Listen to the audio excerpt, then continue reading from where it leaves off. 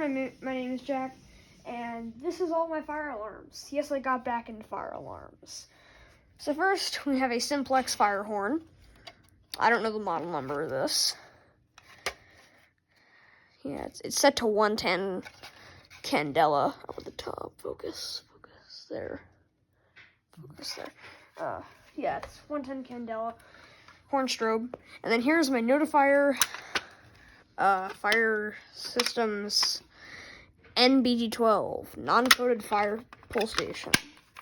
And how you pull it is like this, and it's also missing its key.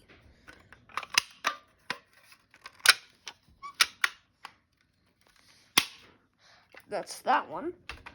And this one is it's kind of broken because that handle is facing down kinda.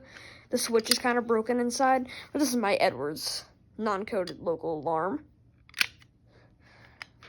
And I will pull and reset all these at the end. And then here is my Simplex brake glass T-bar. The brake glass is inside.